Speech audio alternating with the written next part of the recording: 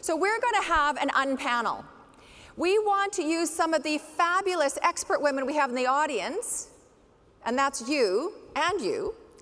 And we don't want to do this in a structured way. We're going to ask a few questions. We want to follow on. We want to talk about what do bold conversations look like, how have we experienced them, and how can we have those places to make a difference. So you've had a chance to think about some of that here. We're going to have our great guests here talking about it. We've got Stephanie Redivo from SAP, Corey Wilson from BCIT, Aaron Leonti from Finning, previously from Catalyst, and Maria Issa from Squist and from UBC. On the mics, we have Sheila Bauman, Jill Earthy will be coordinating, we've got Laurel Douglas. So we want to hear from you as well. So we're going to sit down, I'm going to start off the conversation with some of our experts here, but you are experts as well. So we want to hear from you. Feel free to talk up at any time, take a mic and interrupt. That's okay. What we want to do is get at where are we seeing and having bold conversations and how can we make that difference. So we're going to start out. Stephanie, SAP, tell me, what have you experienced in terms of challenges and bold conversations, and what can we do to move the dial? Yeah. So I think bold conversations sort of happen kind of unexpectedly, and I feel like we have to be ready for them. So I'll share an example. About a month or so ago, I noticed on LinkedIn somebody within our company had posted something, and it was of the meme of the guy walking with a girlfriend looking back at the other woman. And I saw that, and I'm not going to kind of get into sort of the details about sort of what else was there, but I thought, okay, I work in diversity and inclusion. This is my moment. Do I take it? Is it just a mishap, or do I leave it, really? But then I realized, absolutely not. It's an opportunity to sort of have a conversation. So of course, I did with that person, and I will say I was terrified. Yeah, I was, because I wasn't sure how it was going to go. And immediately the person realized, took it down, apologized profusely, and it really was a learning opportunity. But right up into that moment, there was I don't know if it's going to be, a big argument. Mm-hmm. So, and I think in our company, we learn, through the conversation to be more bold people. I think that's the next step that we have to be, because we've done so much so far on the gender equity, but we're still not having that kind of conversation. Yeah, and I think too often we, let's be wrong by having the conversation versus by not having the conversation. I would say all my regrets are when didn't I have the conversation and I should have. So let's just have that. Have you seen, how about you, Maria, at UBC or in some of your work? Well, it's not really at UBC. This is, in my spare time for fun and profit, I umpire for the National Rowing Championships. And there's always somebody who's announcing, and the beautiful so-and-so is coming in first. And I'm going, oh man, she's a brilliant athlete. I mean, don't talk about how beautiful she is. Would you say the handsome so-and-so is coming in first? Obviously not. So I go in there and I sort of poke the guy and say, please don't say that. Use a much better descriptor for this fabulous athlete who's probably going to be on our Olympic team. So, it's these little conversations. It's not the big conversations that I'm going to change the world. It's this one individual that I need to poke just a little bit. And right, and when we were at the table, you were saying, sometimes you just have to flip the script. What would the guys say? And so what conversations would some of the guys have? And remember, some of them aren't being had, but let's use some of the language that makes it, that isn't biased against women. Exactly. Great, what about you, Aaron? Yeah, so to add some context, Finning is the world's largest dealer of Caterpillar equipment, right? So very industrial, very rural areas. We have about 16% women globally across 6 different countries in the world.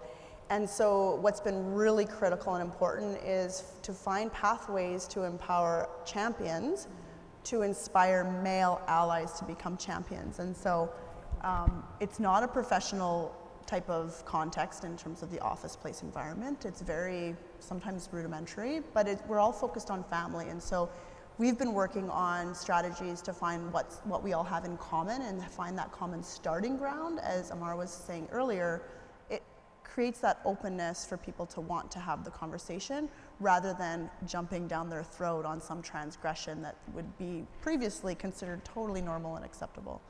So, you know, there's plenty of examples, but really creating that safe space for that courageous conversation to happen, we have to learn how to do that. Well, and Corey, what's your experience lately with bold conversations? It seems every day in my life is a bold conversation, whether with strangers or people at work. I was just thinking an incident that happened at BCIT. I think we're very fortunate at BCIT that many of our women many of our leaders are women, so we that works out fairly well for us. But we hosted the UN final stop for He for She at BCIT, which was fantastic. However, it was just after the brownface incident that I'm sure you're well aware of. So everybody felt the need to comment to me about it. And obviously I didn't want to let it go, but it's also about, so the keys, I think, to having those bold conversations is picking the time and the place, because obviously at He for She, it's not the best time to have that conversation, but just note what people say and say, I would like to talk to you about this later, and you know, did it later and made sure I followed through on that, because there was a lot of, and I guess it depends also on who's making the comments, right? If it's certain people are more affected by brownface than other people are, and making sure to choose the right time to have it, and understand that a lot of the comments are not intended to be racist or to make somebody feel bad, but it's like, well, and when people know better, they do better, so gently correcting people with facts is a good idea. Great. Well, you know, and again, at any point, again, I'm watching just to see where they are. I invite people to share some of the examples that they have either personally or in their workplaces as well. I mean, part of the reason we actually created We for She in the first place is because so many of us were just tired of the fact that the dial hadn't moved, that it had been so hard as women in the workplace, that it wasn't improving at the pace that we wanted. And it was really our conversations saying, okay, how do we start knowing we're not alone, having the conversations together.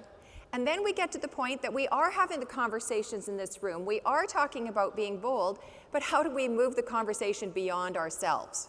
How do we get beyond us still having the conversation and get it into our workplaces and get it into other areas? So how do we make that shift? How do we get that? How do we get the systems, the unconscious bias, the structures changing that often can impact?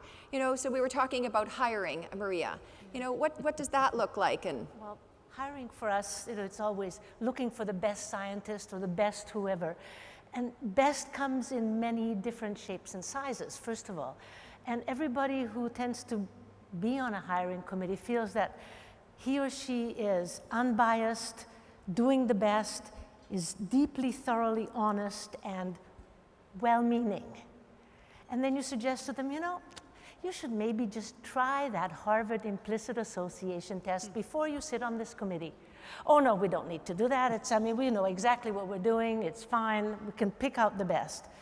And then there are interesting statistics that say that if you don't have at least one woman in the top 5 of your sort of short list, then you are not going to end up with having a woman, period, hired. So when you tell people that, then all of a sudden they say, oh, okay, maybe we should start looking at things a little bit more differently. And then you look at the hiring practices, and UBC is incredibly proactive, and they do well. But you still have to get people to buy into this conversation, and that's the hard part. So short message, at least one woman in your top 5, and then things will improve rapidly.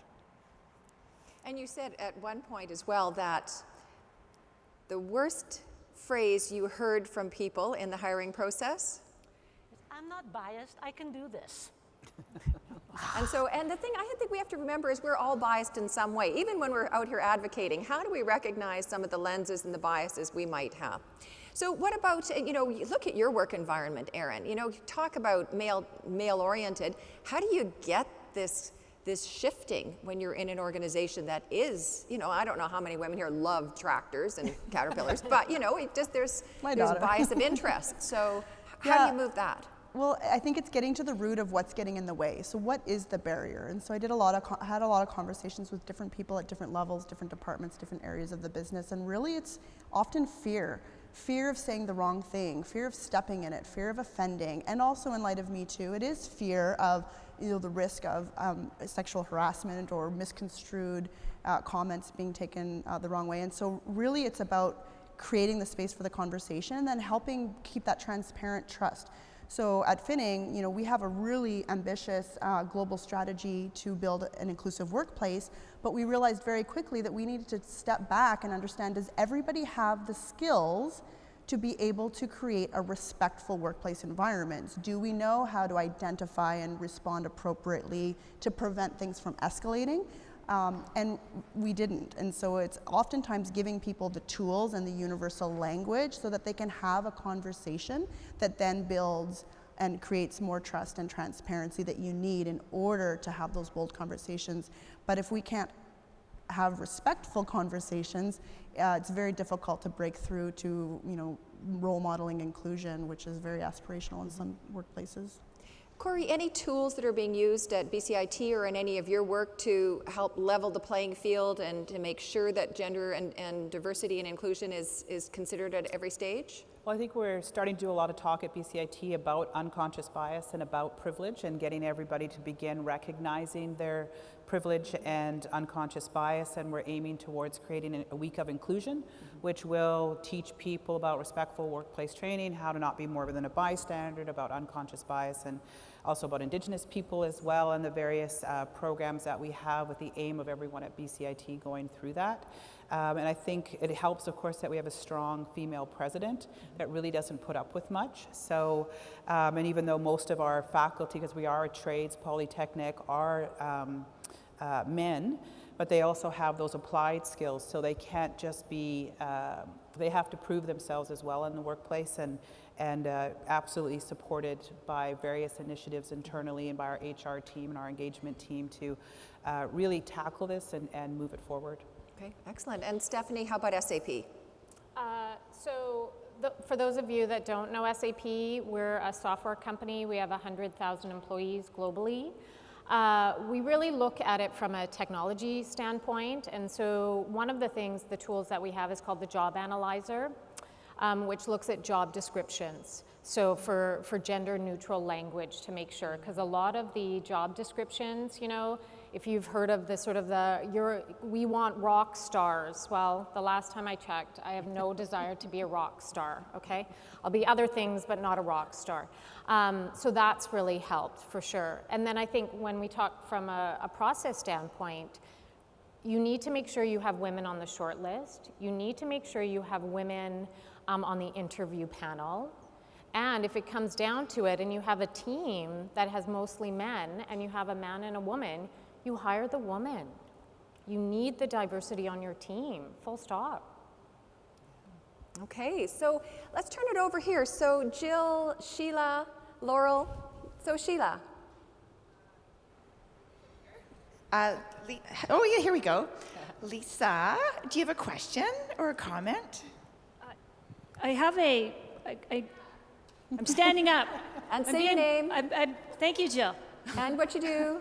I believe what that you I have do. more of a statement than a question. And I'm really listening to what everybody's saying here. And when it comes to being bold and speaking your truth, I think you know when it is because your heart is pounding. And when your heart is pounding, you have to find a way to self-calm so you can communicate effectively. So I guess I have a statement and a question. So having said that, I'd like to ask the panel, how do you calm your own self so you can present your best self to get your point across? I channel one of my role models at Finning, Mona Hale. She's a very senior executive, and she just exhibits such grace and polish. And I know what you're talking about, that beating, and you're passionate and you really want to jump in. I take a deep breath, and I think, what would Mona do? She has this grace about her that I try to channel, and it just helps keep me calm. And that was Lisa Martin International, fabulous leadership program, so thank you, Lisa. Yeah, I don't know about you guys, I channel Janet Austin at times. I think that she's like freaking phenomenal, so great. So Jill, we got one just over here, a question? Hi. Actually, we'll go to Laurel first, and then there's a mic, Sheila Frover in the front here as well. I've got a question at this side. Thank you, Laurel. I'm Catherine Lazarek, CEO of Lazarek Consulting, and we help leaders and their teams walk the walk, talk the talk, and look the part. Great. My question for the panel is this. We spend a lot of time talking about inviting people to play in our sandbox, and we don't spend very much time talking about how to create a different sandbox so that those people will stay, particularly in the area of ableism and in the area of race and socioeconomic differences in status. What have you been doing, if anything, in your organizations to talk about changing the structure of the sandbox? Thank you. Good. Well, at BCIT, we have launched a new strategic plan and a new Indigenous vision that really is aimed at making systemic change and sustainable change. So from my perspective, as I lead the Indigenous initiative, is that it's not going to be just my job to lead this initiative. Every senior leader, and when we get evaluated every May, we have to report out on what we've done. Every senior leader will have to report out on what they've done to advance reconciliation in their area. I think that's really important that everyone takes responsibility. It's not just women leading the charge to get more women or Indigenous people leading the charge to get more Indigenous people. And I think one of the most important things is to know, in terms of bold conversations, is to know what your values and beliefs are. What are your no-go areas, and where are your integrity lines, and never cross those lines, and share that with people, and just to ensure that I'd be authentic and tell the truth.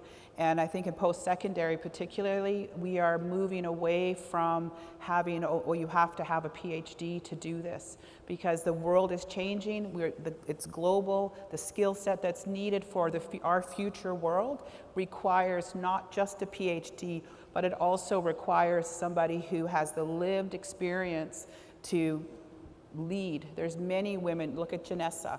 Janessa does not have a high school diploma, but she's leading a massive one of British Columbia's major hospitals. So it's looking at the person and the actual applied skills and skill sets that they bring to the environment, and not just the education. Mm-hmm. And I think, again, being really, Catherine, you've been really great at saying, how do we understand what privilege looks like, and how do we understand the different socioeconomic, and make sure that there's no barriers, again, whether it be through that, through race, or through other. Any other comments on that? We've started changing how we evaluate leaders, so it's right in the performance management objectives. This year, 100% of our executives had a goal to build diverse and inclusive teams, and that had a number of sub-measures. And then we have an ambitious goal next year for that to be 100% of senior leaders. And so we engage them through leadership development to make sure that they're building their capability, but they're getting measured on it now, and until it gets measured, it doesn't get managed. Well, and that's where whether in HR or you have an HR group, go to them and ask about how has diversity and inclusion been built into your job descriptions, your job postings, your hiring criteria, your promotions, your management performance. So that's great, thank you. One quick comment, then we'll go to Sheila. One more thing is, if you don't measure it, you don't know that it happened.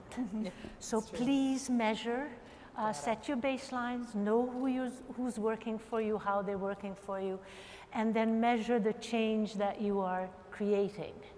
But we also talked about how some some metrics are misleading. You talked about the number of men who have published papers because they received the support to get the papers and the women hadn't. And so if you use that as a metric for hiring, it can be misleading. Completely misleading. So you really need to measure the kinds of change you want, define the kinds of change, and then measure and document. Because what we can do as individuals and organizations. And Carolyn, what are your thoughts? Good morning. My name is Carolyn Costigan. I'm with RBC.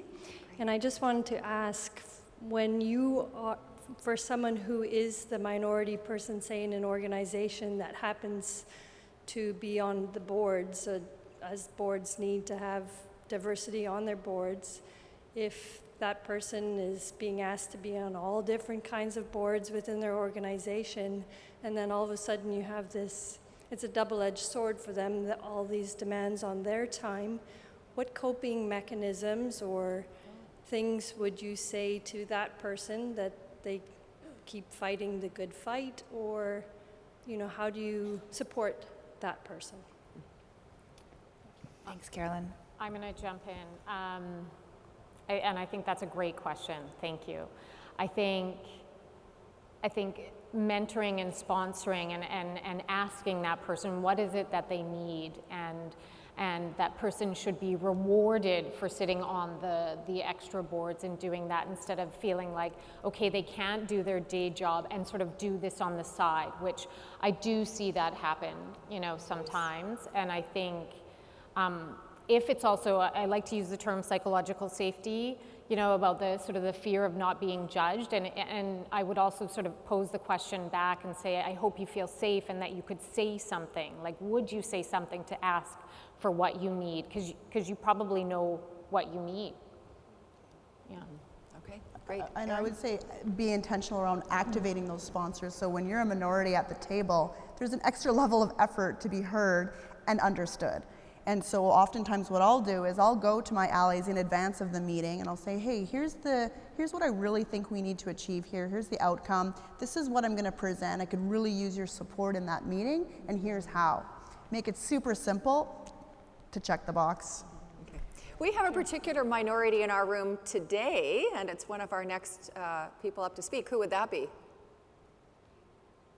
Be our guys. A big hand for all the guys that are in the room today. Thank you. And over to you, Laurel. I just need my mic on. Oh, great. So I'm thrilled that Tom Conway, the new CEO of Small Business BC, one of our strong partner organizations, is here today. Thank you very much, Laurel. Yeah, in fact, Laurel's office, they have an office in our headquarters just up the road. And we provide services for entrepreneurs who want to start their businesses. So anybody who wants to recommend somebody coming to our office. But I wanted to ask the panel, we have a board at Small Business BC that is about 50%, probably 55% women. And I personally have been blessed to have strong women mentors in my life. Have you set up any mentor programs in any of your organizations for not only gender diversity, but others to encourage the similar kind of outcomes that I'm bringing at Small Business BC? Maria? The Society for Canadian Women in Science and Technology has a wonderful mentorship program. It's online. And it's not really for just scientists, it's for people wishing to be mentored 360. So you can mentor up, you can mentor down, you can look for skills. You're not stuck every Thursday for the next 6 months. Okay, I have to say this. It's a little bit a cross between eBay and a dating site. So you sort of hunt for the kind of person that you'd like to be mentored with. And by the way, you need a mentoring board of directors. Don't be just mentored by one person. Find people who can provide you the advice that is strategic and correct for what you're looking for, and then have them give their input. And then take their advice, because if you ask them for input and then you don't take their advice, that's a no-no. There was a nice article in the Harvard Business Review on that, so read it. Any others? Okay, we're going to take a last question over there. I actually have two if we have time to squeeze them in, but here's one. Hi, my name's Emma. I'm a student from the UBC Sauder School of Business. And I just wanted to ask, as a student and a future business leader, how do you overcome standing up for yourself and others when you're part of such a big institution and you feel as though you're kind of drawing a burden on those around you when you're trying to create change when you're really part of something bigger? Great, thank you. Great question. Corey? I think it's really important, especially as a young person, to pay attention to those that went before you. My situation today as an Indigenous woman in Canada is nowhere near the situation that my aunts and uncles went through, or my grandmother or my ancestors that went many generations before me. It's not that your situation in Sauder Business is nowhere near what women 20 years ago went through. So give some honor and appreciation for the women that paved the path before you, and recognize that this is where you are right now, and think about what you can do to change for the women coming forward, or that'll come after you. I think a lot of times we dwell on our situation and don't recognize that the people who sacrificed for us to be where we are, and there's many women in solder business, there's been many graduates, but imagine being that one first woman and what she went through. So it's not comparing experiences. No one's trauma or experience is worse than someone else's, but it's recognizing and appreciating what went before, and that you're part of this legacy that will be maybe, you know, one of my grandchildren that will go to solder business, but your experience will lead to that type of change. So keeping perspective and finding a network of women. I think as women, we often don't have honest discussions with each other. Like we all say everything's fine, but it's not always fine.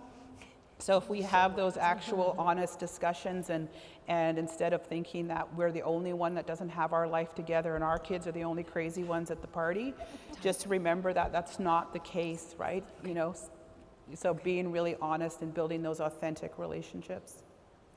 Okay, thank you for that. Do you know what? I think we might have to put any other questions over till lunchtime. I want to be sure that we have a chance for this dialogue to continue at that time. So we have a room of phenomenal people. Use the opportunity to say, how do you be bold in your conversation? How do you find the support, the mentorship, the peer, somebody to mentor, any of the above over today and what you can be doing to make a difference?